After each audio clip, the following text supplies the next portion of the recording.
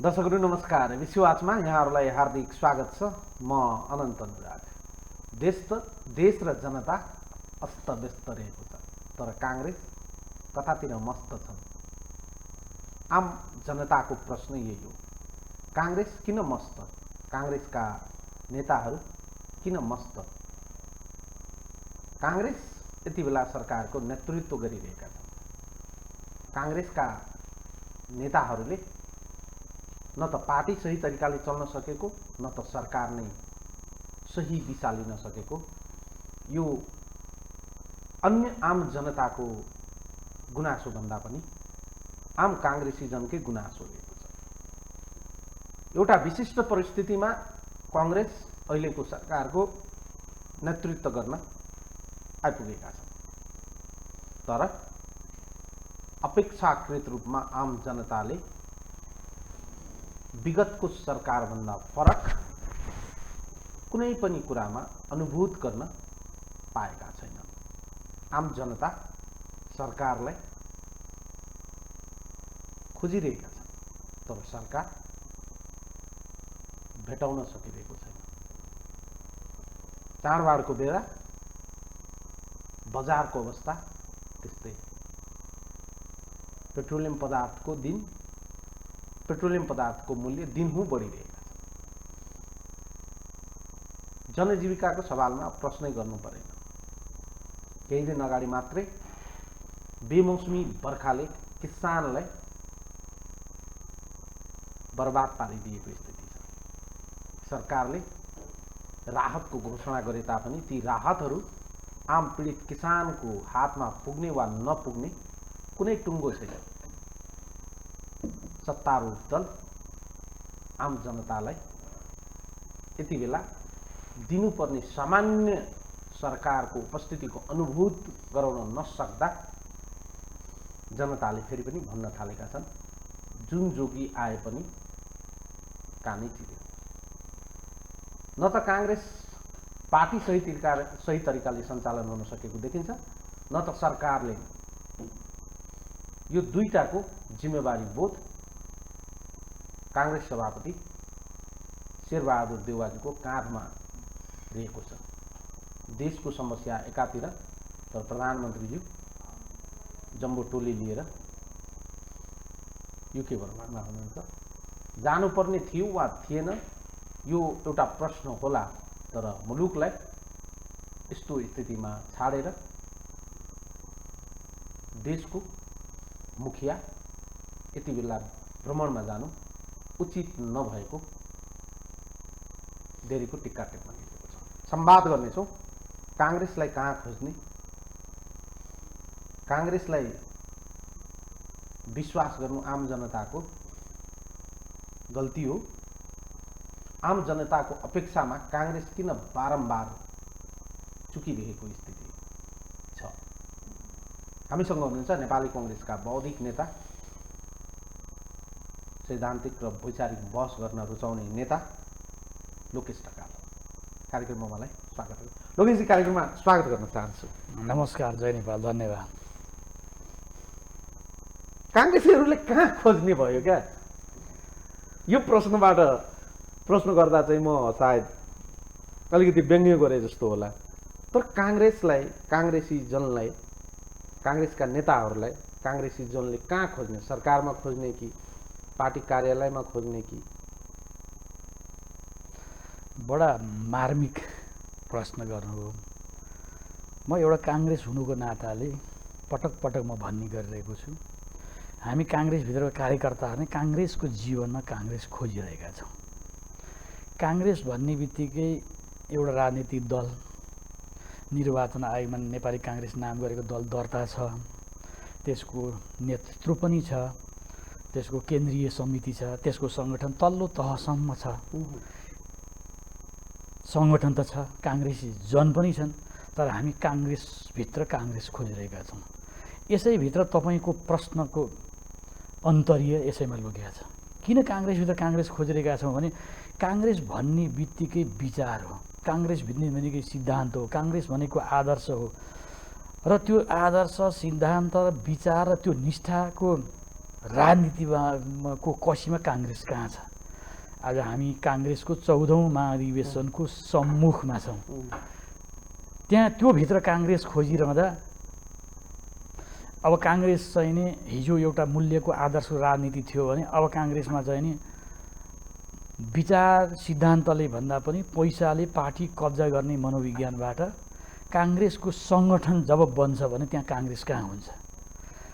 तपाईँले अहिले प्रश्न गर्नुभएको काङ्ग्रेस सरकारमा छ, काङ्ग्रेस सरकारमा देखिएन होइन। हिजो प्रतिपक्षी दलमा हुँदा पनि काङ्ग्रेस, तपाईँहरूले मिडियाले, हामी आफै काङ्ग्रेसले पनि प्रमुख प्रतिपक्षी दलको नेताको हैसियतले, प्रमुख कार्यकर्ताको प्रमुख प्रतिपक्षी दलको नेताको भूमिका, त्यसबाट सिङ्गो काङ्ग्रेसको भूमिका सदनमा र संसदमा, संसद र सडकमा देखिएन भनेर तपाईँहरू नै गुनासो गर्नुहुन्थ्यो। हामी पनि त्यो एउटा निष्ठापूर्वक विचार राख्ने कार्यकर्ताहरूले पनि प्रश्न गरिरहेका थिए। किनभने जुन किसिमको काङ्ग्रेसको संसदीय पद्धतिको, नेपालको सन्दर्भमा काङ्ग्रेस संसदीय पद्धतिको जननी हो, डेमोक्रेटिक आन्दोलनको, प्रजातान्त्रिक आन्दोलनको प्रमुख अथोरिटी हो। यो देशको प्रजातान्त्रिक आन्दोलनको अथोरिटी मात्रै पनि हो, यो राष्ट्रवादी शक्ति पनि हो। राष्ट्र संस्था यो देशबाट फ्याँकिसकेको पछि अबको प्रथम राष्ट्रवादी शक्ति पनि काङ्ग्रेस हो। काङ्ग्रेस कमजोर बन्दा यो देशको राष्ट्रवादी, यो देशको राष्ट्र पनि कमजोर बन्छ, त्यसको साथसाथै प्रजातन्त्र पनि कमजोर बन्छ।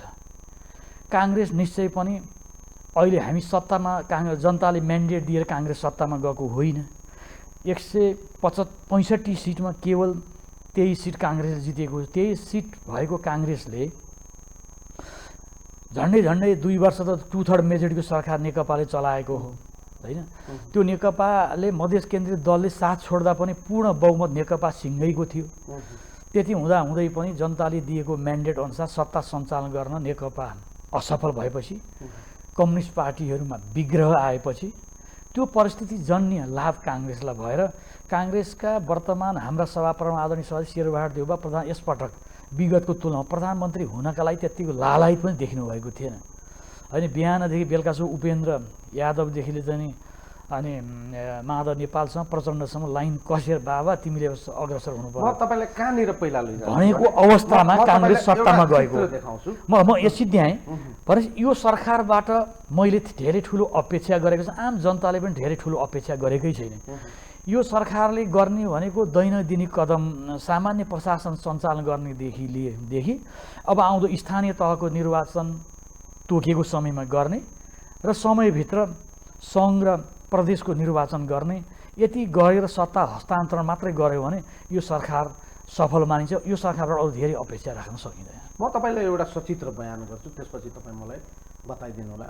नेपाली कङ्ग्रेसका ती महामानवहरू जसले नेपाली कङ्ग्रेसलाई अर्जेर अहिलेका नेताहरूलाई सुम्पिएका थिए, अहिलेका नेतृत्वले खासमा 2046 सालपछि यता गिर्जाबाबु पछिको नेतृत्वलाई हामीले एउटा आधार मानेर कुरा गर्ने हो भने नयाँ नवीनतम त केही गर्न सकेको पटक्कै छैन।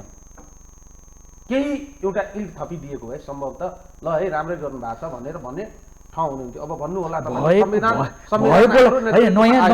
नयाँ नवीनताको त कुरा छोडिदिउँ अनन्तजी, तपाईँको भएकोलाई सम्हाल्न पनि सकेन। त्यही त मेरो प्रश्न के हो भने ती महामानवहरूले जुन जति सुम्पिएका थिए ती उपलब्धिहरूलाई, ती विचारहरूलाई, ती शैलीहरूलाई, ती संस्कारहरूलाई पनि जोगाउन हम्मे देखिएको छ। अरू कुरा त परको कुरा भयो। सामान्य रूपमा संवैधानिक र कानुनी बाध्यता आइपरेको छ काङ्ग्रेसको सामु 14औं महाधिवेशन गराउन।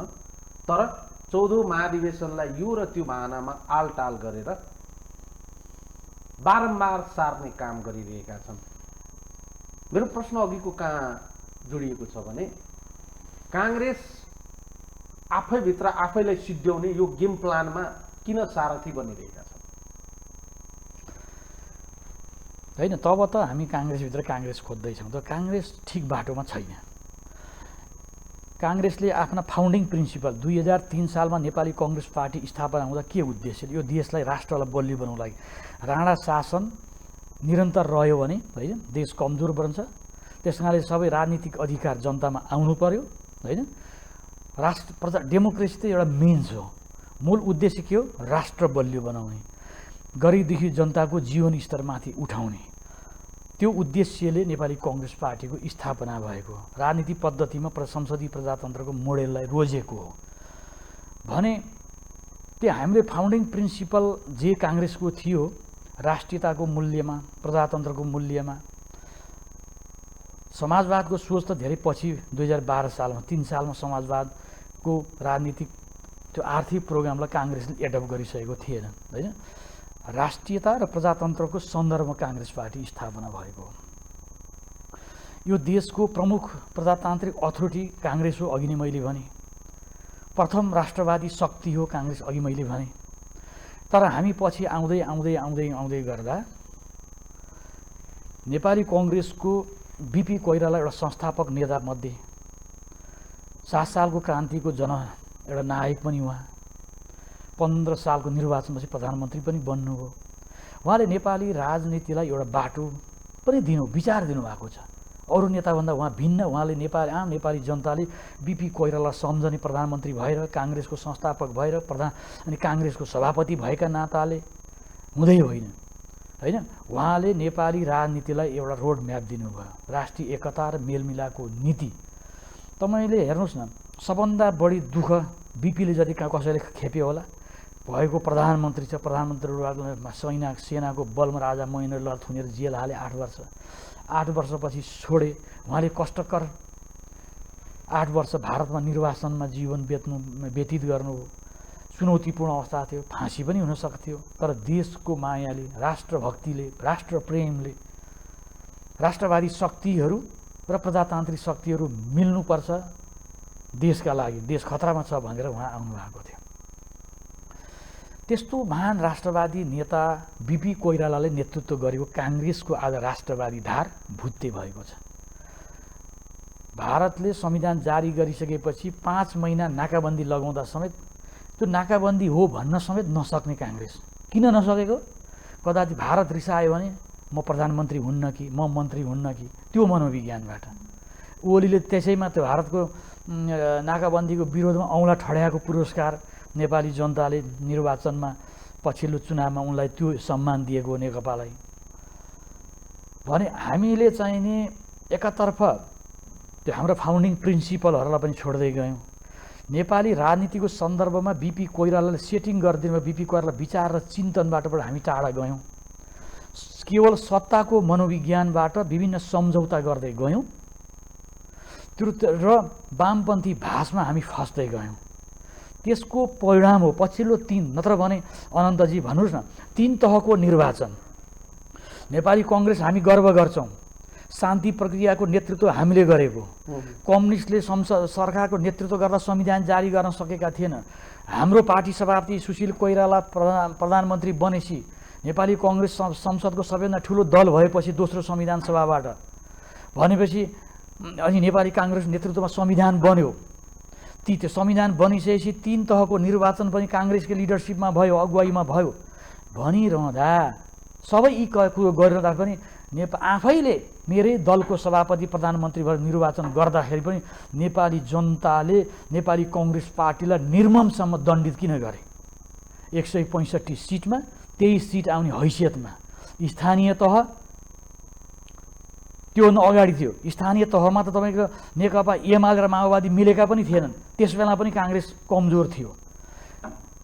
हामीले त भनिदियौँ हाम्रो त केही कमजोरै छैन, मेरो नेतृत्व केही कमजोरै छैन, काङ्ग्रेसको केन्द्रीय कार्यसमिति कुनै कमजोरै छैन। म तपाईँलाई एउटा दुईटा पार्टी मिले, त्यसमा हामी हार्यौँ। त्यो हो। तपाईँको पार्टीको 2टा इक्जाम्पल दिन्छु। तपाईँको पार्टीको अहिलेको मौजूदा केन्द्रीय तहका नेताहरू, केन्द्रीय समितिको नेताको चिन्तन शैली, बोली, व्यवहार र सोच एक ठाउँमा राख्नुहोस्। र केही दिन अगाडि चितवनको काङ्ग्रेसको जिल्ला अध्यक्षले एउटा अहिले सामाजिक सञ्जालमा सुन्नुभयो होला, पार्टीको निर्देशन भए पनि म रुखछाप बाहेक अन्य छापमा भोट हाल्दिनँ। त्यो पीडा बोलेको। तपाईँ सामान्य एउटा जिल्ला अध्यक्षले काङ्ग्रेसीको हैसियतले म रुखछाप बाहेक अन्यमा भोट हाल्न सक्दिनँ, यो मेरो अन्तिम चाहिँ लक्ष्य हो। तर पार्टीका शीर्ष नेताहरू त्यसको ठिक विपरीत गफ हान्दै हिँडेका छन्। गठबन्धन गर्नुपर्छ, चुनाव गठबन्धन गरेर जानुपर्छ। काङ्ग्रेस त चुनावमा जानुभन्दा अगाडि नै आफूलाई एक किसिमले चाहिँ समर्पण गरिसकेको देखिन्छ त। अब आजका मितिसम्म नेपाली कङ्ग्रेस पार्टीले यो सरकार गठबन्धन जुन ओलीको सरकार ज्यादतीका विरुद्धमा यो गठबन्धन बन्यो होइन, ओलीले अवसर पाएर पनि देशको नेतृत्व गर्न चुके र आज उनी लगभग प्रदेश नम्बर 6 के अरे 2 बाहेक सबै ठाउँमा चाहिँ नेकपाको सरकार थियो होइन भने आज ती सबै सरकार एकपछि अर्को चकनाचुर भएका छन् होइन। सङ्घीय सरकार र प्रदेश सरकारबाट हात धोएर बस्नु पर्यो नि त नेकपा एमाले भने जनताले दिएको अवसरलाई छोपेर सबैलाई मिलाएर पार्टीभित्रका सबै शक्तिका बिचमा राजनीतिक सत्ता सेयर गर्नुपर्छ। संसदीय दलमा मेरो बहुमत छ भनेर पार्टीभित्रका अरू सहकर्मीहरूलाई चाहिँ होच्याउने, उनीहरूलाई मूल्याङ्कन नगर्ने, उनीहरूलाई दपेट्ने। गिरिजाप्रसाद कोइरालाले पनि त्यसै गर्नुभएको कारणले 48 सालमा नेपाली कङ्ग्रेसलाई 2/3 त होइन स्पष्ट बहुमत दिएका थिए नि। तर त्यहाँ गणेशमानजी जत्रा महान नेता हुनुहुन्थ्यो, कृष्णप्रसाद भट्टराई जस्ता नेता हुनुहुन्थ्यो, उहाँहरूको पनि प्रजातन्त्रको आन्दोलनमा ठुलो योगदान छ भने उहाँहरूको योगदानलाई अवमूल्यन गरेर गिरिजाबाबु एक्लै हिँड्न खोज्दा सत्ता सेयर पनि गर्नुपर्छ। किशुनजीलाई गणेशमानजीलाई विश्वासमा लिएर गिरिजाबाबुले चाहिँ सरकार सञ्चालन गरेको भए त्यो बिचैमा संसद विघटन गरेर तपाईँको चाहिँ उपनिर्वाचनमा जानुपर्ने है, अर्ली चुनावमा जानुपर्ने अवस्था आउँदैन थियो, मिड टर्म पोलमा जानुपर्ने अवस्था आउँदैन थियो। त्यहाँदेखि नै काङ्ग्रेसको दुर्दशा सुरु भयो नि। त्यस्तै गरी ओलीले पनि आफ्नो पार्टीभित्रका सबैलाई मिलाएर सरकार सञ्चालन गर्न चुकेको पृष्ठभूमिमा नेपाली कङ्ग्रेस यो बाध्यकारी देशमा स्थिति सिर्जना भयो, त्यसबाट भाग्न नसक्ने परिस्थितिमा नेपाली कङ्ग्रेस पार्टीले नेतृत्व सम्हाल्न परेको स्थिति हो।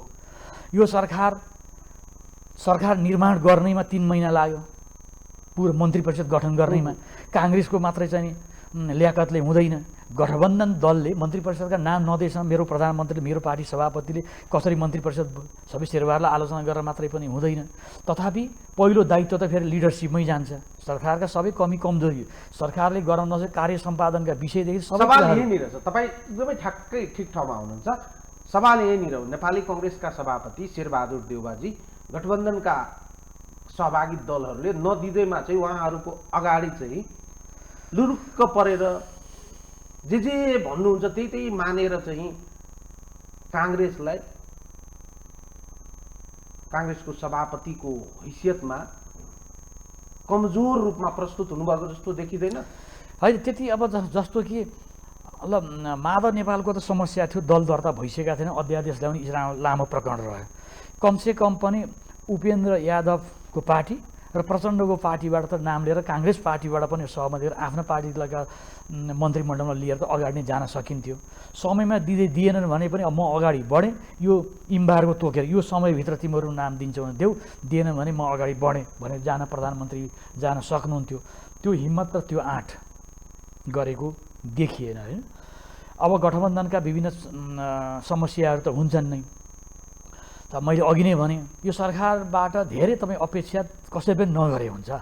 बेलामा सत्ता हस्तान्तरण, निर्वाचन गरेर सत्ता हस्तान्तरण गरिदिने, सामान्य दैनिक प्रशासन चलाउने र मुलुकको लागि दीर्घकालीन रूपमा असर पर्ने काम नगरिदिने है, नकारात्मक देशको स्वार्थमा, जनताको स्वार्थमा, राष्ट्रियताको स्वार्थमा ओली सरकारले गर्न किनभने ओली सरकारबाट आजित भएको स्थितिमा नेपाली कङ्ग्रेसको सामु एउटा विशेष परिस्थितिमा सरकारको नेतृत्व गर्ने अवसर आयो। आम जनताले एउटा फरक अनुभूत गर्ने अपेक्षा गरेका थिए। तर भयो कस्तो नि, हिन्दीमा एउटा उखान छ नि, बबुर पे गिरा तो खजुर पे अटका। अहिले त ठ्याक्कै त्यही भएको छ नि। नयाँ नौलो नवीनतम आम जनतालाई सरकारको उपस्थिति, यी सबै कुराहरूबाट त कता कता चाहिँ आम जनता त वञ्चित हुनु परेको स्थिति त हो नि। होइन, तपाईँले ठ्याक्क 3.5 वर्षको ओलीको सरकारको अवधिसँग 3.5 महिनाको शेरबहादुर देउवाको सरकारको मूल्याङ्कन गर्ने बेला भएको छैन अनन्तजी अहिले। तर मर्निङ सो दि डेज भने जस्तै जुन किसिमले जनताले अब शेरबहादुरको सरकार आयो, देश र जनताको पक्षमा निर्णय हुन्छ र जनता आशावादी भएर गदगद भएर म एउटा काङ्ग्रेस कार्यकर्ता हुनुको नाताले गदगद भएर हिँड्न सक्ने अवस्था छैन। तथापि स्वास्थ्यसम्म विशेष गरेर कोभिड को समस्यालाई खोपको व्यवस्थापन गर्ने भ्याक्सिनेसनका कुराहरूमा ओली सरकारभन्दा शेरबहादुर देउवाको सरकार निकै अगाडि छ। त्यस विषयमा एउटा सकारात्मक पहलहरू छ।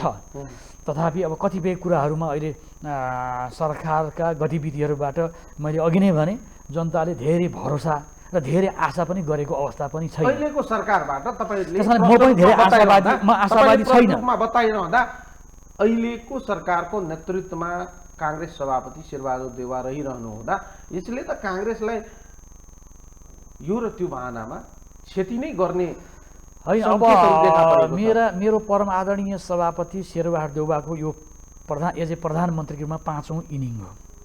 यसभन्दा अगाडि यो देशको नेतृत्व गरेर 4 पटक प्रधानमन्त्री भइसक्नुभयो। 4 पटक प्रधानमन्त्री हुँदा लगभग 4 वर्ष 4 हप्ता उहाँ प्रधानमन्त्री मेरो सम्झना रहेसम्म 4 वर्ष पुरा उहाँ प्रधानमन्त्री बन्नुभयो। 5औं पटक प्रधानमन्त्री कति पटक को प्रधानमन्त्री बन्यो भन्ने कुरा महत्त्वपूर्ण कुरा होइन। देश र जनताका लागि के गर्यो, जनताले सम्झन योग्य काम के गर्यो भन्ने कुरा महत्त्वपूर्ण हो। आज बिपी गिरिजाप्रसाद कोइराला सबभन्दा बढी प्रधानमन्त्री हुनुभएको छ आजसम्म नेपालमा 7 साल पछाडि। तर गिरिजाबाबुको स्मरण नेपाली जनताले कति गर्छ। शेरबहादुर देउवा 4 पटक प्रधानमन्त्री, अहिले 5औं पटक हुनुहुन्छ। शेरबहादुरको सरकारले विगतमा गरेका निर्णय आम जनताले स्मरण गर्न योग्य काम के छन्। बिपी कोइराला केवल 18 महिना नेतृत्व गरिरहँदाखेरि तपाईँको चाहिँ भूमि सुधारदेखि परराष्ट्र मामिलादेखि देश हरेक क्षेत्रमा जनताले स्मरण गर्न केवल 18 महिना नेतृत्वमा गर्दा बिपीले क्रान्तिकारी कामहरू गर्नुभएको थियो र अहिलेसम्म पनि 50 वर्ष पछि पनि नेपाली जनताले बिपीलाई सम्झन्छन्। त्यस कारणले अवसर मेरो परम आदरणीय सभापतिलाई प्रधानमन्त्रीका रूपमा अब विगतमा भएका कमी कमजोरीलाई सबैले करेक्सन गरेर आम नेपाली जनताले सम्झन लायकको काम गरेर देखाउने अवसर प्राप्त भएको छ। त्यो अवसरमा सफल हुनुभयो भने काङ्ग्रेसको पनि हित छ, नेपाली जनताको पनि हित छ। यदि चुक्दै जानुभयो भने जति नेपाली उहाँ सत्तामा रहनुहुन्छ उति काङ्ग्रेसको लागि भोलि आउने निर्वाचनमा त्यसले चाहिँ नेगेटिभ इम्प्याक्ट पार्न सक्छ। बरु ओली नै सरकारमा रहेर काङ्ग्रेस निर्वाचनमा गएकै ओलीको त यति चरम आलोचनाको उचाइमा थिए, त्यस बेलामा निर्वाचनमा गएको भए काङ्ग्रेसलाई सिट बढी गेन हुन सक्थ्यो। हामी जति प्रोलङ गर्दै गयौँ सरकारले राम्रो गर्न सकेन। नेपाली जनताको भावनाको, नेपाली जनताको मन र स्पन्दनलाई र देशभक्तिको भावना अनुसार सरकारले सञ्चालन गर्न सकेन। केवल सत्तामा बस्ने, आफ्नो इन्जोय गर्ने मात्रै काम गर्यो र निर्णय गरेर जनतालाई प्रभावित गर्न सकेन। आम काङ्ग्रेसी जनहरूले मेरो नेताले गरेको कर्मले, मेरो नेताको बाणीले ती कुराहरूलाई मैले लिएर आम जनताका बीचमा गएर भन्न सक्ने, शिर ठाडो गरेर मेरो दलको नेतृत्व गरेको गठबन्धन सरकारले यो राम्रो काम गरेको छ, मेरो प्रधानमन्त्रीले यसो गर्नुभएको छ, मेरो प्रधानमन्त्रीको बाणीको, उहाँको विचारको, उहाँको कर्मको, उहाँको मन्त्री परिषदले गरेको निर्णयहरूलाई, डिसिजनलाई लिएर मैले जनताको बीचमा ठाडो शिर गरेर जान सक्ने स्थिति रह्यो भने देशको पनि कल्याण भयो, देश पनि बलियो भयो, प्रजातन्त्र पनि सुदृढ भयो र काङ्ग्रेसको पनि भविष्य सुरक्षित रहन्छ। त्यो त म योभन्दा बढी आशा गर्न सक्छु। 3 महिना, यो 3.5 महिनाको मूल्याङ्कन गरेर म अहिले ज्यादै नै गदगद भएर आशावादी हुन सक्ने स्थिति छैन। फेरि म त्यति भनेर चरम रूपमा निराशावादी पनि छैन। यदि 3.5 वर्षको अवधिमा ओलीको 3.5 वर्षको पिरियडलाई शेरबहादुर देउवाको 3.5 महिनासँग तुलना गरेर विश्लेषण गर्ने बेला भइसकेको चाहिँ छैन। आशा गरौँ। तपाईँले पार्टीतिर फर्केर हेर्दा 14औं महाधिवेशनको विषयलाई केन्द्रमा राखेर तपाईँले पार्टीभित्रको आन्तरिक गतिविधि हेर्नुभयो भने पार्टी सभापतिको हैसियतले जुन भूमिका, जुन लिडरसिप उहाँले खेल्नु पर्दथ्यो, जुन तरिकाले पार्टीलाई लैजानु पर्दथ्यो त्यस्तो हुन नसकेको त प्रष्टै देखिन्छ नि। पार्टीभित्रको आन्तरिक व्यवस्थापन पनि त्यही अलमलको अवस्था छ, त्यही लेङ्गरिङको अवस्था छ, त्यही खिचातानीको अवस्था छ। नेताहरूले आफ्ना डम्फु बजाइरहेका छन्। 4 तारे काङ्ग्रेस एउटै झन्डामुनि 4वटा तारा देखिनुपर्ने, तर अहिले चाहिँ ती ताराहरू छुट्टिएर बिछट्टिएर ठाउँ ठाउँ पुगेका छन्। काङ्ग्रेस खोज्दै मान्छेहरू चाहिँ जाँदा रहेछन् सानेपा, तर काङ्ग्रेसको झन्डावाला ताराहरू आजभोलि बानेश्वरमा, मध्य बानेश्वरमा, बालुवाटारमा, बोहराटारमा साक्षीबारीमा कता कता खोज्ने भने तपाईँलाई मैले मेरो प्रश्न के हो भने एकदमै सपाट प्रश्न, न पार्टीलाई सही तरिकाले हामीले सञ्चालन गर्न सकिरहेको देखिरहेका छौँ, तपाईँका काङ्ग्रेसी नेताहरूले देखिरहेका छन्, न त सरकारले नै स्मुथली चलाएर ल मुलुकलाई निकास दिने सवालमा निर्वाचन नै अर्ली इलेक्सन नै एकमात्र आधार हो र त्यो बाटो हो भने त्यतातिर मुलुकलाई डोर्याउने कुरामा पनि किन रन्थनिएको, किन चाहिँ एकदमै दृढताका साथ अगाडि बढ्न नसकेको?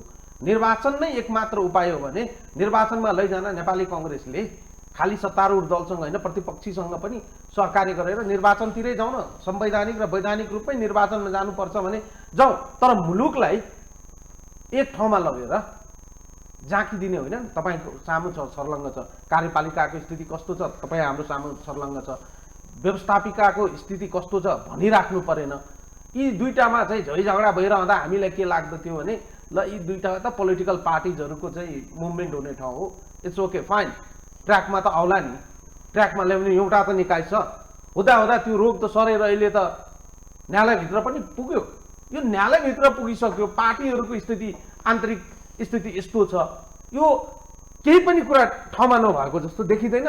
यो त एक तरिकाले त मुलुकलाई शून्यतामा लैजाने स्थितिमा त सबै राजनैतिक दलहरूले भूमिका निर्वाह गरेको जस्तो देखिन्छ। होइन, तपाईँले यो यति लामो व्याख्या गर्नुभयो कि मैले कहाँबाट सुरु गर्ने कहाँबाट निस्कने। राज्यको चाहिँ सब चौतर्फी असफलताको पनि कुरा गर्नुभएको छ। काङ्ग्रेस चाहिँ नि एज ए पार्टी सभापतिका रूपमा पनि तपाईँलाई सजिलो हुन्छ।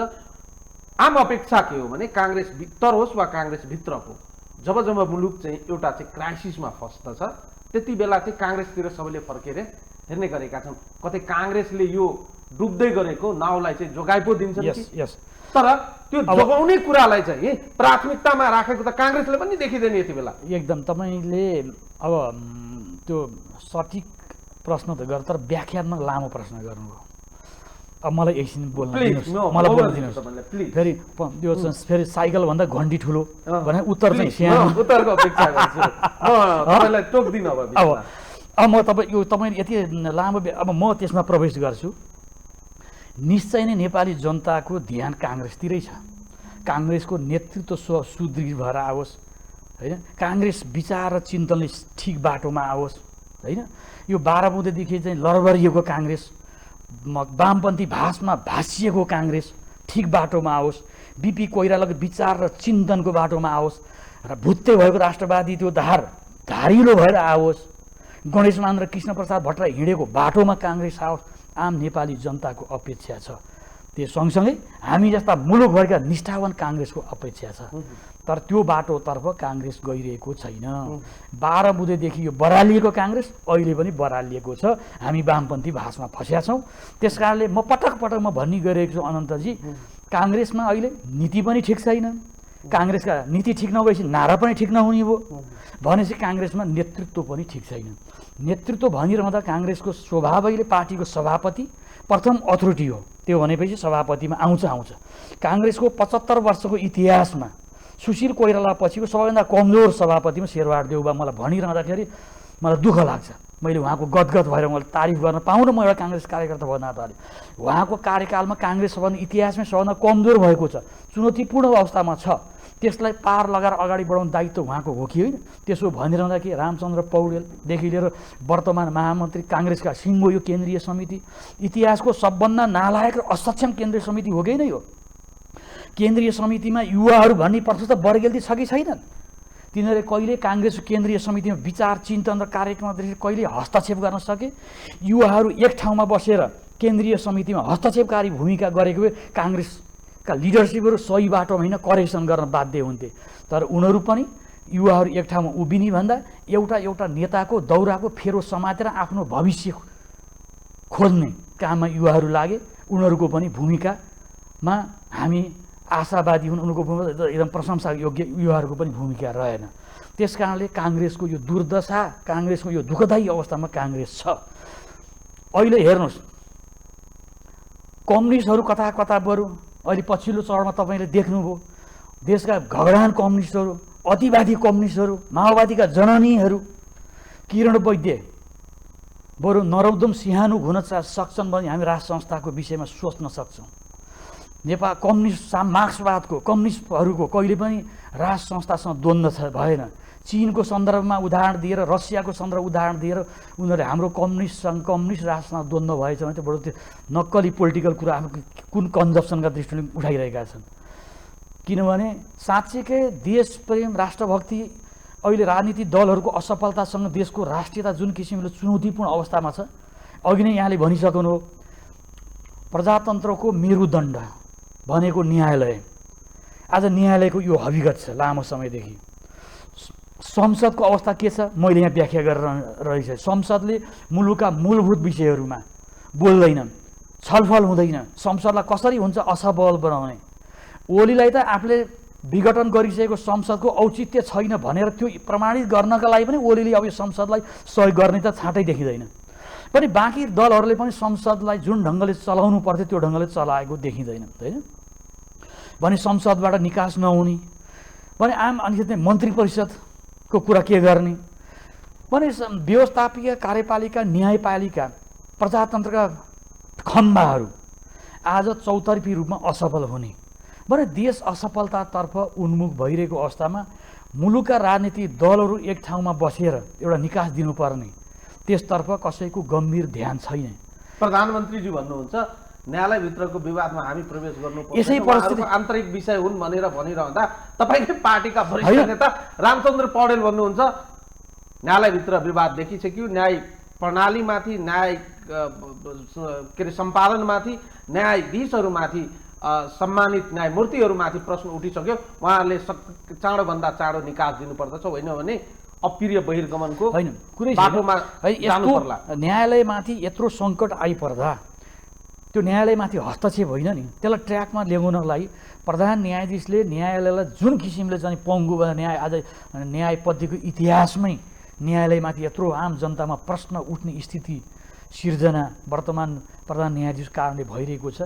त्यो स्थितिमा सारा राजनीतिक शक्ति बोलिरहँदा काङ्ग्रेसको केन्द्रीय कार्य समितिको बैठक बसेर काङ्ग्रेसको एउटा धारा आउनु पर्थ्यो, त्यो ढिलो भइरहेको छ भने यो अवस्थामा आम नेपाली जनताले एउटा मुलुकको पहिलो प्रजातान्त्रिक शक्ति, राष्ट्रवादी शक्ति यो काङ्ग्रेसले देशको निकास दिनलाई, राष्ट्रियता बलियो बनाउनको लागि, राष्ट्रलाई एउटा निकास दिनको लागि एउटा चाहिँ तपाईँ काङ्ग्रेसले अग्रसरता लिनु पर्दैन। सबै राजनीतिक दलहरूलाई चाहिँ डोर्याएर आम जनताले अपेक्षा गरिरहेका छन्, तर काङ्ग्रेस त्यसतिर गइरहेको छैन।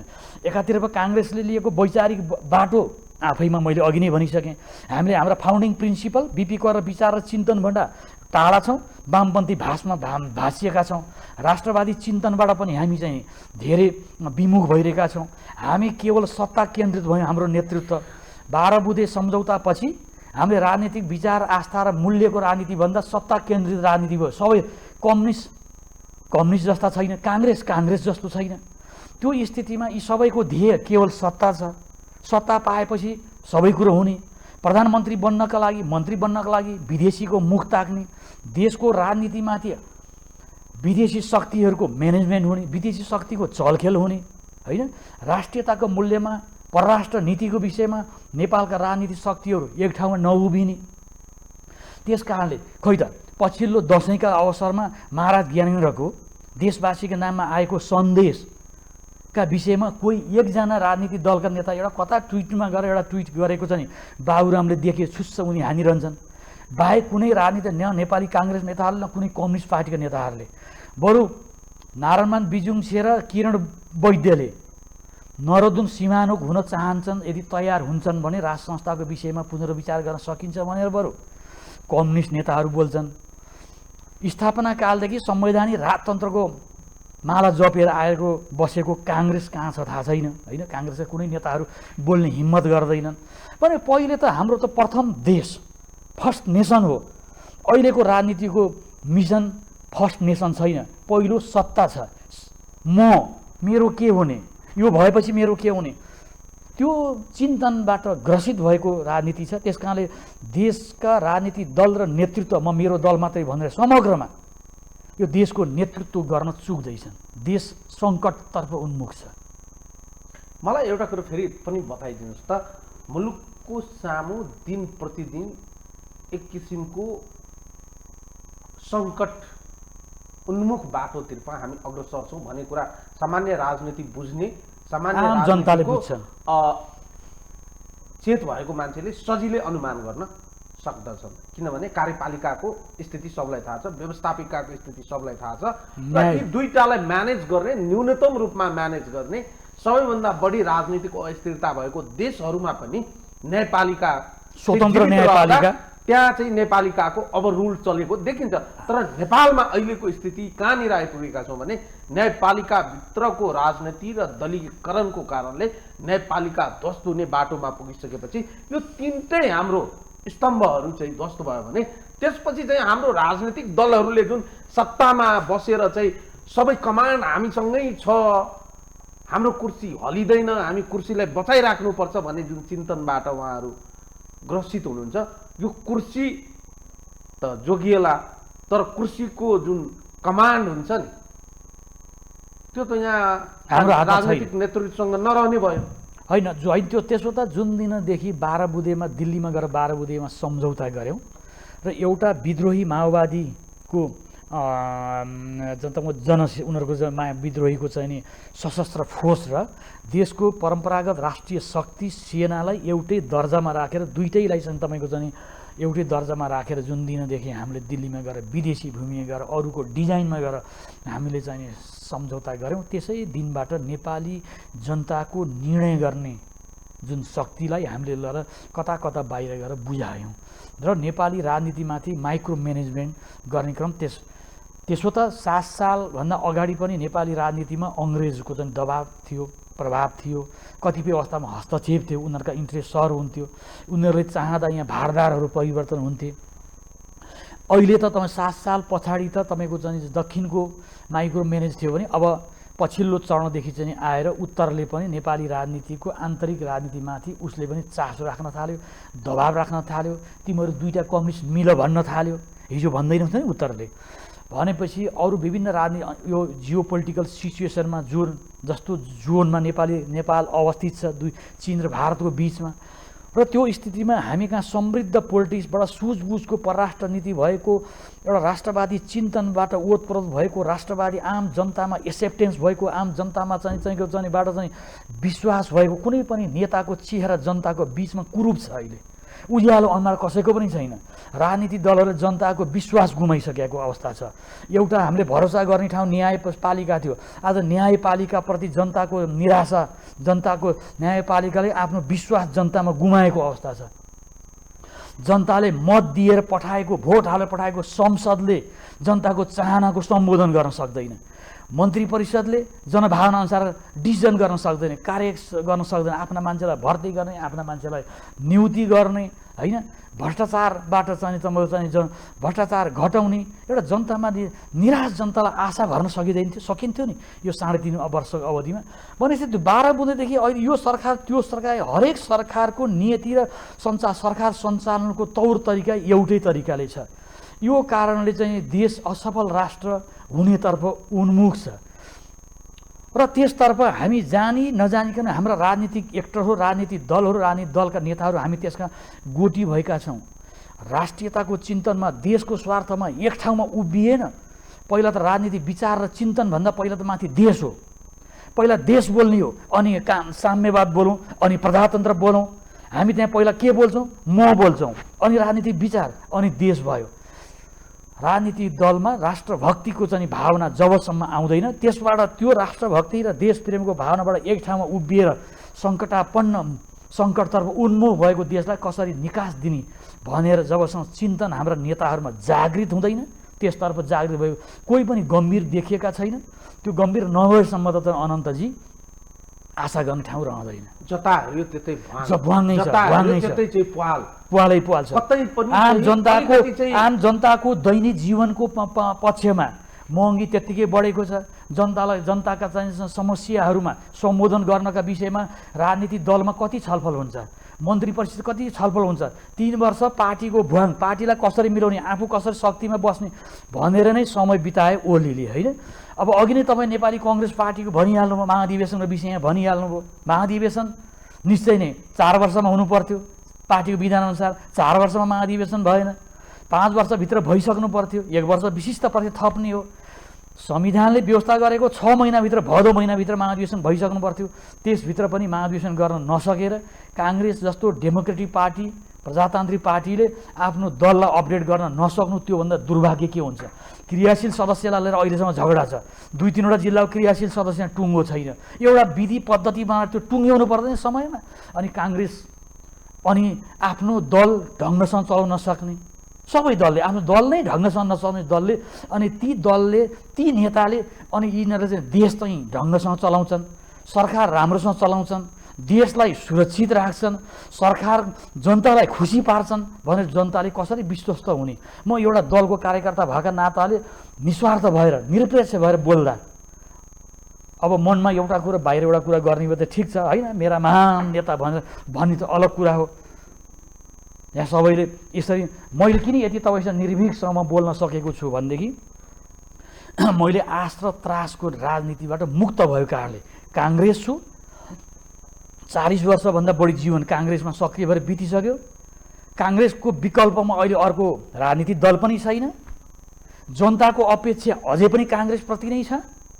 तर काङ्ग्रेस सुध्रेर आइदिए हुन्थ्यो, काङ्ग्रेसमा एउटा उज्यालो नेता भइदिए हुन्थ्यो, काङ्ग्रेसले राष्ट्रवादी धारमा सशक्त रूपमा आइदियोस्। हिजोको आफ्ना फाउन्डिङ प्रिन्सिपल काङ्ग्रेसको झन्डामा, काङ्ग्रेसको डकुमेन्टमा गणेश मानजीको उज्यालो अनुहार आओस्, किशुनजीको अनुहार आओस्, अनि तपाईँको चाहिँ बिपीको अनुहार झन्डामा राम्रोसँग फरफरा 4 तारे झन्डा फरफरा अघि तपाईँले भनिसक्नुभयो। एउटा तारा कता, एउटा तारा विभिन्न आफआफ्नो इन्ट्रेस्टमा होइन। महाधिवेशन आउँदैछ, तपाईँले देख्नुभएको छ आधा दर्जन चाहिँ सभापतिको उम्मेदवार छन्। तपाईँले ल्याएर सोध्नुहोस् न के हो त कार्यक्रम? काङ्ग्रेसको समस्या यो हो, किन काङ्ग्रेस आजको यो दयनीय अवस्थामा आइसक्यो? कसैको उत्तर छ? समस्या के हो काङ्ग्रेसको? कसैले बोल्दैनन्। अब 5 वर्षमा म सभापति भएँ भने काङ्ग्रेसलाई यो ठाउँमा पुर्याउँछु कसैले भन्न सक्दैन। केवल शेरबहादुरलाई आलोचना गरेर सभापतिको लागि औचित्य स्थापित गर्न सकिँदैन। शेरबहादुरले पनि आफ्ना विरोधीलाई विरोध गरेर मात्र औचित्य स्थापित गर्न सकिँदैन। अगाडि चाहिँ अलिकति नेसनल इस्युलाई सल्ट्याइहालौँ, त्यसपछि म तपाईँको काङ्ग्रेसभित्रको एउटा महत्त्वपूर्ण प्रश्नमा जान्छु। जता हेऱ्यो त्यतै पाल्छ, जता हेऱ्यो त्यतै भाङ्छ। जनता ओत लाग्नलाई एउटा चाहिँ सुरक्षित ओतको खोजीमा निरन्तर लागि परेको देखिन्छ। ओत कहाँ पाउने? ब्याड एमङ बेस्टको खेल भइराखेको छ। राजनीतिक दलहरू यिनै हुन्, खराब सबै छन्, तर खराब मध्ये कम खराब को छन् भन्ने कुरालाई रोज्नुपर्ने बाध्यात्मक स्थिति जनतालाई छ।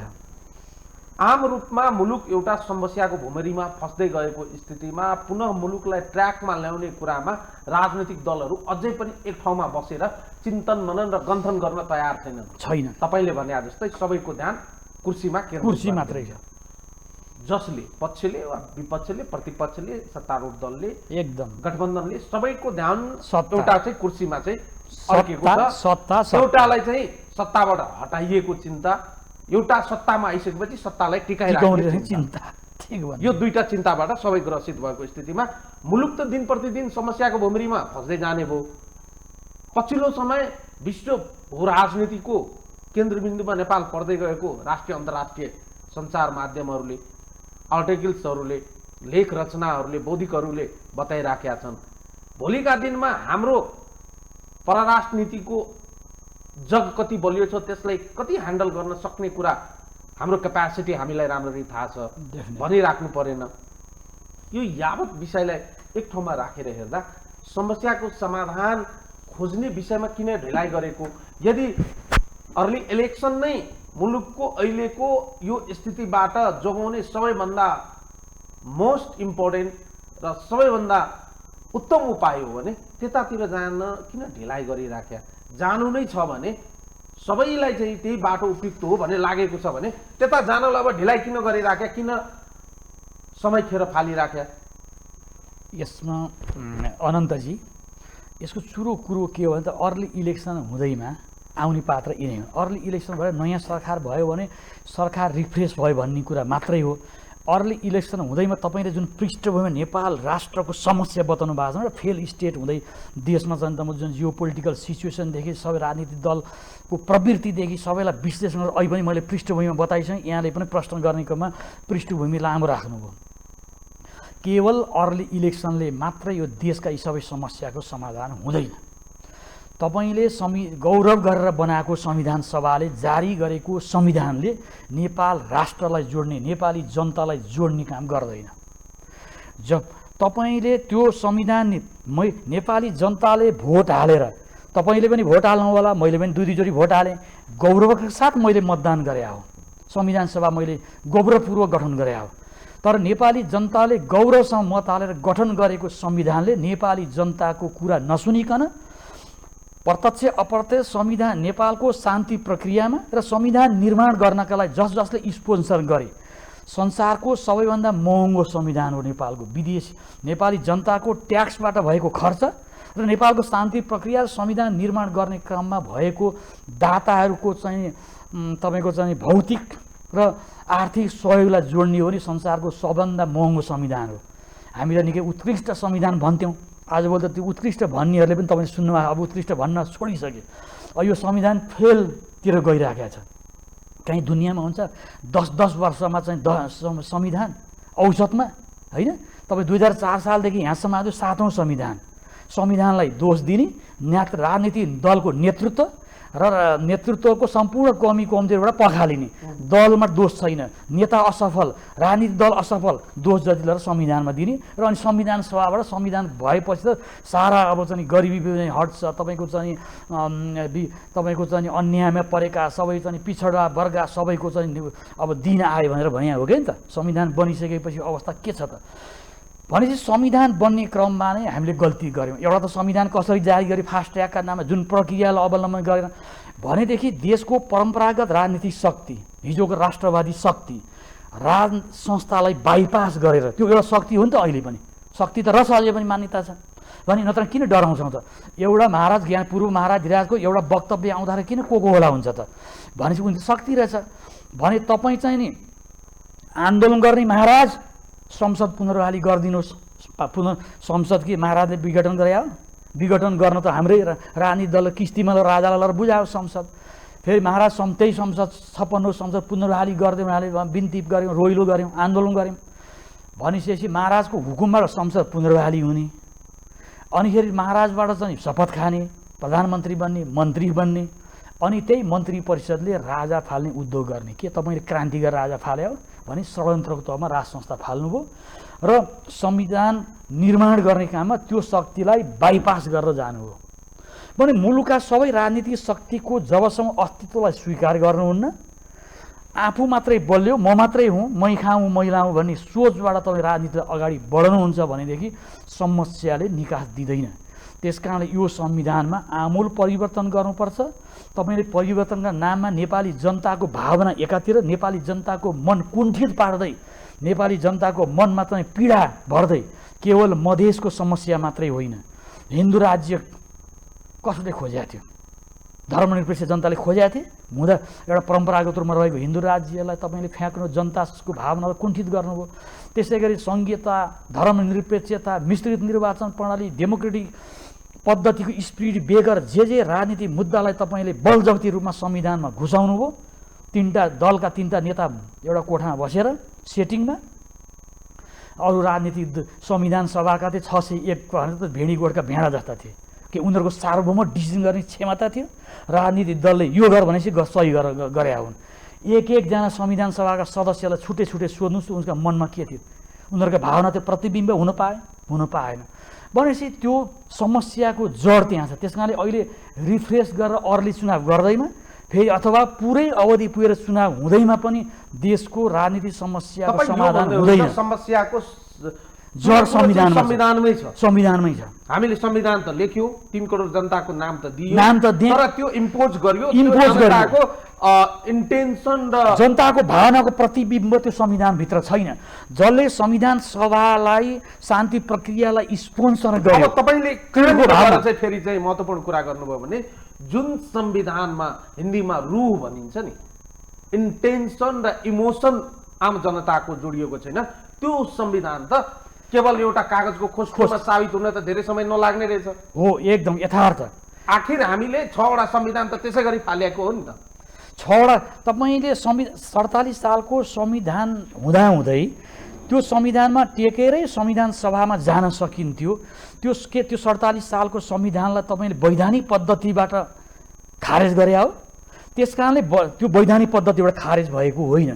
त्यस कारणले यो वर्तमान रियालिटी फेरि चाहिँ के हो भने यो वर्तमान संविधान 7वटा संविधान चाहिँ फेल हुने, तर त्यो संविधान ल्याउने पात्रहरू चाहिँ सफल हुने हामी गरिराखेका छौँ नि। यो दुईटाको चाहिँ फिलोसफी चाहिँ मिलिराखेका छन्। एकदम एक्ज्याक्ट पोइन्टमा आउनुभयो। पात्रहरू चाहिँ सफल, उनीहरू आलोचना उनीहरू दण्डित पनि हुनु नपर्ने, आलोचना पनि उनीहरूलाई नहुने, सधैँ संविधानलाई दोष होइन। भनेपछि 47 सालको संविधानले सबै राजनीतिक शक्तिलाई सम्मान गरेका थियो। त्यस कारणले 12 वर्षसम्म कमा र फुल स्टप समेत परिवर्तन गर्ने आवाज कहीँबाट उठेको थिएन। एउटा डिजाइनमा त्यो 47 सालको संविधानलाई अनकन्स्टिट्युसनल तरिकाले चाहिँ खारेज गरियो। त्यसमा त्यसको पृष्ठभूमिमा जुन संविधान सभाले यो संविधान बनायो, यो संविधान पनि असंवैधानिक अर्थात् अनकन्स्टिट्युसनल कन्स्टिट्युसन हो। यो वर्तमान संविधान, नेपालको संविधान 2072 पनि असंवैधानिक संविधान हो। फेरि टाइम फ्रेम हेर्यो भने प्रत्येक 10 र 15 वर्षको बिचमा नेपालमा फेरि यो जनता उठ्छन्। संविधानमाथि चाहिँ एक किसिमले प्रहार हुने, संविधानलाई चाहिँ परिवर्तन गर्ने एक किसिमको चाहिँ ट्रेन्ड चाहिँ चलिआएको देखिन्छ। त्यस अर्थमा चाहिँ आम जनता चाहिँ वा जुन आम जनता मान्छे जनताकै नामबाट चाहिँ इम्पोज गर्ने काम गरियो, थुपार्ने काम गरियो। यो र त्यो बहानामा आफ्ना केही भेस्टेड इन्ट्रेस्ट चाहिँ संविधान मार्फत जनतामाथि लाग्ने काम भयो। यो समुचित विषयवस्तुबाट आम जनता बिस्तारै मुक्ति खोज्ने बाटोमा अग्रसर भएको हो नेपालको राष्ट्रिय राजनीति होइन। बिस्तार एकातर्फ राजनीतिक दलले परिवर्तनको नाममा जनतालाई जे सपना बाँडे त्यो सपना अनुसार चाहिँ उनीहरूले राजनीतिक परिवर्तनकामी शक्तिहरूले डेलिभरी दिन चुके। एउटा त त्यो पृष्ठभूमि रहँदै भयो। त्यो पृष्ठभूमिमा भ्रष्टाचार ज्यादै चरम। पञ्चायत कालमा पनि यतिको भ्रष्टाचार थिएन। न्यायालयमाथि जनताको विश्वास थियो। हेर्नु, हामीहरू पञ्चायतमा पनि त बिपी कोइरालालाई त तपाईँ फाँसी दिने कुरामा न्यायालयले त्यसमा नेभी सङ्घका नेताहरूलाई चाहिँ न्याय दिन्थ्यो, काङ्ग्रेस नेताहरूलाई बरु त्यस बेला पनि न्यायालयको एकदम सम्मान थियो। 62-63 सालभन्दा अगाडि न्यायालयको उच्च सम्मान थियो। हेर्नुहोस् त, न्यायालय आज चाहिँ यिनी राजनीतिक दलहरूले न्यायालयलाई ध्वस्त बनाए होइन। यो तपाईँले न्यायाधीश बन्नका लागि राजनीतिक दलको घर घर चार्नुपर्ने भएपछि अनि त्यहाँ स्वतन्त्र न्यायालय पद्धति जुन किसिमको विधि पद्धति बसाल्यौँ होइन, त्यसलाई त्यसको लामो व्याख्या गर्ने अहिले हामीसँग समय छैन। बरु त्यो पद्धतिमा हामीले न्यायालयलाई पनि ध्वस्त बनायौँ होइन। पार्लियामेन्टमा जुन ढङ्गले हेरिङ गर्ने पद्धति छ त्यसले चाहिँ नि यो संसदीय पद्धतिका मोडेल, एकातर्फ संसदीय पद्धतिलाई पनि विकृत बनाएको छ संविधानले। राजनीतिक मूलभूत परिवर्तनका मुद्दाहरूमाथि त मैले अघि नै प्रश्न उठाइसकेँ। संविधान बनेको पद्धति नै संविधान बन्नु नै चाहिँ तपाईँको चाहिँ नि गलत तरिकाले बनेको थियो, अनकन्स्टिट्युसनल तरिकाले यो संविधान जारी भएको छ मैले भनिसकेँ।